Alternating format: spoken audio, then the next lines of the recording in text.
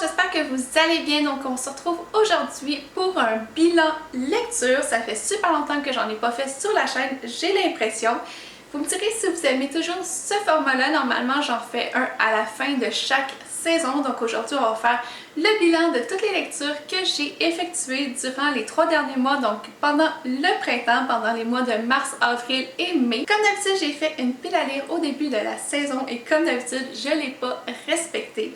Ce qui arrive, c'est que j'aime lire des livres autour d'un même thème durant quelques mois, donc ça marche très bien. Cette fois-ci, j'avais pris des livres sur la science-fiction. Il est arrivé des services presse, il est arrivé d'autres livres qui me tentaient plus et je vous parle de tout ça aujourd'hui. On va commencer par les services presse. Le premier livre que j'ai lu ce printemps, c'était Warcross par Marie-Lou aux éditions Pocket Jeunesse.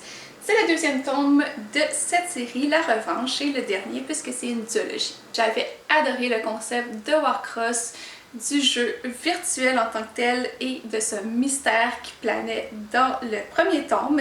Mais dans le deuxième, je dois vous avouer que j'ai été un petit peu déçue. Pour vous remettre en contexte, on va retrouver dans ce deuxième tome notre jeune héroïne Emika qui s'est fait renvoyer du tournoi de Warcross puisqu'ils ont découvert qu'elle était en fait une espionne au compte du créateur du jeu, Monsieur Tanaka lui-même en personne, et surtout qu'elle a une relation amoureuse avec ce dernier. Ça va faire scandale et elle va être renvoyée du tournoi. Malgré ça, elle va continuer sa petite enquête de son côté. Ce que j'ai aimé de ce livre-là, c'est qu'on retrouve Tokyo, et quand je l'ai lu, je revenais de mon voyage au Japon, donc j'étais super contente de pouvoir retrouver des lieux dans lesquels je venais tout juste d'aller, donc je pouvais vraiment m'imaginer toutes les scènes hyper bien dans les quartiers hyper populaires de Tokyo, donc à Shinjuku, à Shibuya. C'était vraiment chouette d'avoir ces images-là super fraîches en tête. Mais sinon, pour ce qui est du contenu, j'ai été un peu déçue parce que j'avais l'impression qu'il n'y avait pas de nouvelles intrigues vraiment qui s'ajoutaient dans ce livre-là. On perd un peu le côté du tournoi, du jeu virtuel que j'aimais tellement dans le premier tome. Mais surtout, j'ai l'impression qu'on sent plus comme si c'était un long prologue au lieu d'une nouvelle histoire. Mais je dois avouer que j'aime vraiment l'héroïne de ce livre-là qui est une chasseuse de primes et qui a un skateboard électrique, qui aime les jeux vidéo, qui a des cheveux de toutes les couleurs. Donc pour moi, c'était vraiment ça le cœur de l'histoire, mais le reste m'a laissé un peu froide. Il y avait quand même quelques longueurs et malheureusement pour moi, c'était seulement un 3 étoiles sur 5. Et toujours de la part de Interforum Éditions Canada, j'ai reçu Les Orphelins de Métal par Padraig Kenny aux éditions Lumen. Ce livre-là, je l'avais mis sur ma liste parce que je voulais vraiment lire, malgré que ce soit un middle grade, comme on dit en anglais, ou si vous voulez, un livre qui est plus ciblé pour les adolescents, préadolescents même, on va dire comme de 9 à 12 ans. C'est un peu plus jeunesse que ce que je suis habituée de lire, mais la couverture était tellement belle que j'avais vraiment envie de découvrir cette histoire-là. On va suivre des androïdes, des espèces de robots, puisque dans ce monde-là, les gens peuvent créer des robots et les faire vivre par eux-mêmes, donc ils vont être indépendants. Ces robots-là, par contre, il y a plusieurs lois. Ça m'a vraiment fait penser d'ailleurs aux écrits de Asimov avec les lois de la robotique. Mais si vous voulez, ici c'est les lois de la mécanique. Seuls les inventeurs accrédités et déclarés sont légalement autorisés à allumer des machines. Il est interdit de donner vie et d'attribuer une conscience à une machine possédant la taille standard d'un adulte ou d'un être humain authentique. Tous les éléments mécaniques doués de vie doivent être fabriqués dans le respect des principes de la propulsion basique et de la mécanique des glyphes. Il est formellement interdit d'avoir recours au principe de la propulsion raffinée, autrement appelée insufflation, pour donner vie à une machine. Et comme vous vous doutez bien, il va y avoir quand même cet élément-là qu'on va retrouver dans le livre, c'est-à-dire qu'il va y avoir un robot auquel on a insufflé une vraie vie, une vie humaine. On va suivre Christopher et ses amis. Ça m'a vraiment fait penser un peu à Le Magicien d'Oz, donc Dorothée qui s'en va avec ses amis essayer de retrouver le magicien pour qu'il puisse régler tous leurs problèmes. Mais c'est exactement dans ce même principe-là que va se dérouler l'histoire. Ils vont retrouver la personne qui crée des robots, l'inventeur le plus connu de ce monde-là. Malgré que j'ai vraiment aimé l'ambiance steampunk et même post-apocalyptique de ce livre-là, je dois avouer que les personnages, il y en avait vraiment beaucoup. ce qui parfois me mélangeait un peu étant donné que c'est tous des automates. Et je dois dire aussi que je me suis pas beaucoup attachée au personnage. Malgré tout, je pense que c'est une super bonne série, peut-être un peu plus pour les plus jeunes. Donc donnez-y une chance, ça vous intéresse parce que je pense que vous pourriez peut-être aimer plus que moi. Moi, personnellement, j'ai donné 3 étoiles sur 5. Et une autre surprise qui est arrivée dans ma boîte aux lettres de la part de Interforum Autisme Canada, il s'agit du Gang des prodiges par Marissa Meyer, le deuxième tome, Les ennemis jurés, aux éditions Pocket Jeunesse. Pour faire un petit résumé, 20 ans auparavant, on a un groupe qui s'appelle Les Anarchistes qui a voulu mettre à jour les gens avec des super pouvoirs, mais ça leur écrit une espèce de règne de terreur. Il y a un autre groupe avec des super pouvoirs qui s'est élevé contre eux, qu'on appelle les renégats, et ont réussi à anéantir les anarchistes. Et depuis ce temps, c'est les renégats qui sont au pouvoir dans cette ville. Donc l'histoire est racontée par chapitre alterné. On a un point de vue de Nova, qui est une jeune anarchiste et qui a 2 pouvoirs. Elle a le pouvoir de, quand elle touche les gens, ils s'endorment, donc elle est connue sous le nom de Nightmare.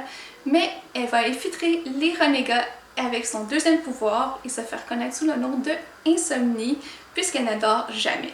Et on va suivre aussi Adrien qui a lui aussi 2 super pouvoirs. Il fait partie des renégats et il est connu sous le nom de Sketch parce que quand il dessine des choses, elles prennent vie.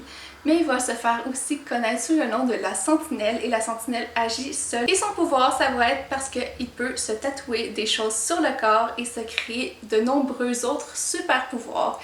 Les renégats et les anarchistes en veulent à la Sentinelle, ils vont essayer de le traquer jusqu'au jour où les renégats vont créer une espèce d'antidote contre les super pouvoirs. Ils vont les administrer aux super-héros, en fait sans procès, et ils vont équiper toutes les patrouilles de cet antidote-là. Donc il y a beaucoup de tension dans ce deuxième tome et avec l'introduction de cet antidote-là, j'imagine que ça va créer un chamboulement et que ceux qui étaient censés être les gentils vont devenir les méchants, donc on va avoir des rôles inversés. Bref, moi c'était un 5 étoiles sur 5, j'ai adoré ce tome-là, ça introduisait un nouvel élément, il y avait de la romance mais pas trop, c'était juste parfait. Ensuite, j'ai lu aussi Métaux, le premier tome La Maison par Yves Grevet. C'est aussi aux éditions Pocket Jeunesse. Déjà, ce livre-là, on va suivre du point de vue d'un jeune homme qui habite dans une maison, qui a environ 12 ans. Il ne sait pas vraiment son âge. Il ne sait pas où il était avant d'être dans la maison. Tout ce qu'il sait, c'est quand les jeunes qui sont avec lui, parce qu'ils sont à peu près une 30 ou quarantaine d'enfants dans cette maison-là, et quand ces jeunes-là sont trop grands, quand ils cassent leur lit, quand ils sont trop grands pour être dans leur lit, ils vont être transférés ailleurs. Donc il y a beaucoup de mystères par rapport à ça. C'est très très dystopique comme environnement. On a des gens qui contrôlent les enfants. Ils vont même parfois les traiter comme des chiens. Vraiment, c'est tout un traitement. Ils ne savent pas qu'est-ce qu'ils font, ils ne savent pas où ils sont. Ils savent juste qu'ils sont dans une maison. Mais notre héros va mener sa petite enquête et va s'apercevoir que les mystères en fait ne sont pas si mystérieux, et puis il va essayer de se rebeller contre l'autorité. C'est une trilogie et moi, pour ma part, je vais m'arrêter au tome 1 parce que j'ai pas tellement accroché. J'ai trouvé que le style d'écriture était très très froid, très distant malgré que c'est écrit à la première personne. Je trouvais ça assez bizarre.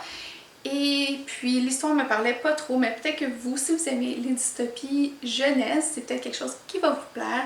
J'ai donné, je pense, 3 étoiles sur 5. J'ai aussi lu Légende par Marie-Lou. C'est un livre que j'avais acheté usagé parce que j'avais déjà lu Warcross et que je voulais m'intéresser plus aux écrits de Marie-Lou.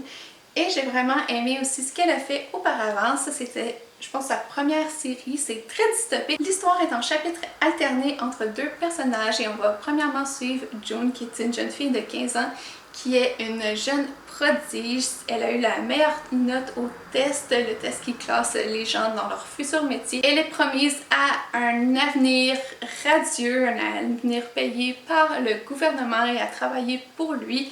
Mais on va s'apercevoir qu'il y a beaucoup de failles dans ce système-là. Et on sait aussi Day, qui est le criminel le plus recherché de cette république-là. On sait qu'anciennement c'était les États-Unis, mais maintenant c'est vraiment quelque chose qui essaye même d'effacer de leur histoire. C'est une république à part entière. Il y a aussi une contagion, il y a une maladie qui fait rage dans les quartiers les plus pauvres et Day, lui, son rôle, c'est de sauver les gens qu'il aime. Évidemment, son chemin va croiser celui de June. Ils vont s'apercevoir que leurs deux mondes, au final, ne sont pas si différents que ça puisqu'ils vont se battre pour la même chose. J'ai trouvé ce premier tome assez intéressant, ça m'a vraiment captivée et je ne m'attendais vraiment pas à la fin, donc j'ai vraiment été surprise.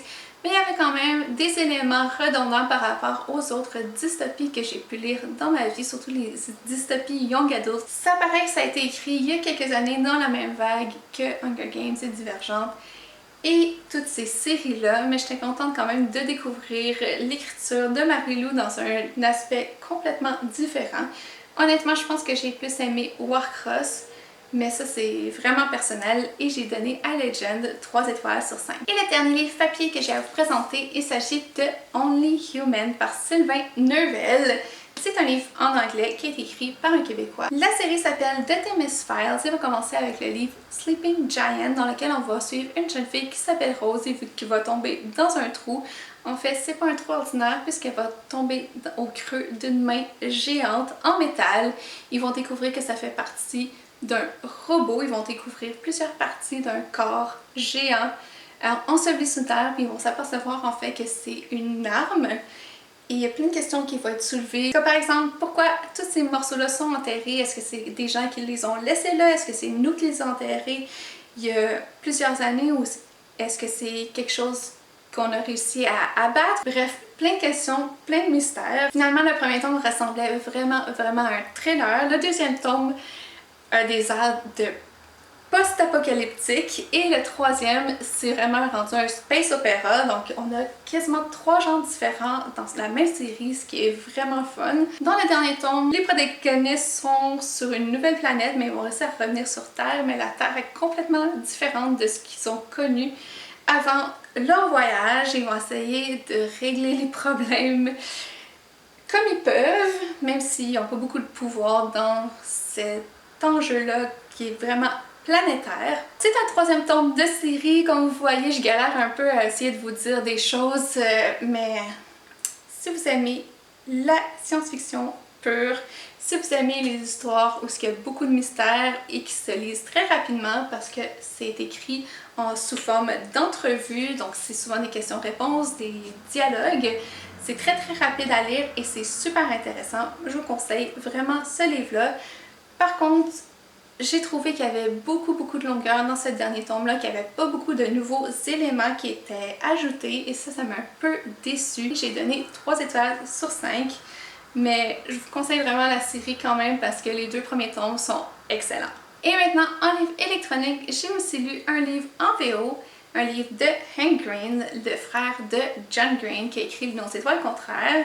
Mais son frère, Hank, il a écrit An Absolutely Remarkable Thing. Et c'était, je pense, le meilleur livre que j'ai lu cette année. On suit une fille qui s'appelle April May et qui est designer graphique dans une start-up et qui déteste son travail. Et j'ai tellement trouvé ça drôle parce que je suis designer aussi, il y avait tellement de choses que je trouvais qui étaient justes. Et un soir, quand elle se promenait comme à 3h du matin à New York, elle va tomber devant ce qu'elle pense être une statue, une grosse statue noire d'un homme de forme humanoïde qui est en armure. Mais un soir, alors qu'elle se promène à New York, elle va tomber sur ce qu'elle pense être une statue, une grosse statue noire d'une forme humanoïde en armure et elle va même faire une vidéo YouTube sur le sujet en pensant que c'est un artiste qui a créé ça. Elle va monter la vidéo, mettre ça en ligne, se coucher et le lendemain matin, elle va être la plus grande star YouTube jamais connue. En fait, ce qui arrive, c'est que je pense 42 de ces statues qui ont apparu en même temps partout sur la planète et on va vite s'apercevoir que c'est pas quelque chose qui est humain, mais que c'est quelque chose extraterrestre et les extraterrestres, ils veulent des choses des humains. April va être tout le temps un pas en avance devant tout le monde par rapport au mystère qui englobe ce qu'elle va appeler les Carl. Outre l'aspect très science-fiction, il y a quand même un aspect très humain dans cet écrit-là. Et la fin, je peux pas vous dire à quel point ça finit abruptement et qu'on veut absolument la suite qui n'est même pas encore publiée. mais j'ai tellement aimé ça, je sais pas quoi vous dire pour que vous puissiez le lire, mais c'était vraiment, vraiment un gros coup de cœur et évidemment j'ai donné 5 étoiles sur 5. Donc ça va être tout pour aujourd'hui, pour cette vidéo bilan lecture du printemps. N'hésitez pas à me dire si vous avez lu un livre que j'ai présenté ou si je vous ai donné envie d'en lire un. N'hésitez pas non plus à me laisser un petit pouce, ça fait toujours plaisir, et à vous abonner si ce n'est pas déjà fait. Donc nous on se revoit bientôt dans une prochaine vidéo et d'ici là je vous souhaite de bonnes lectures. Bye!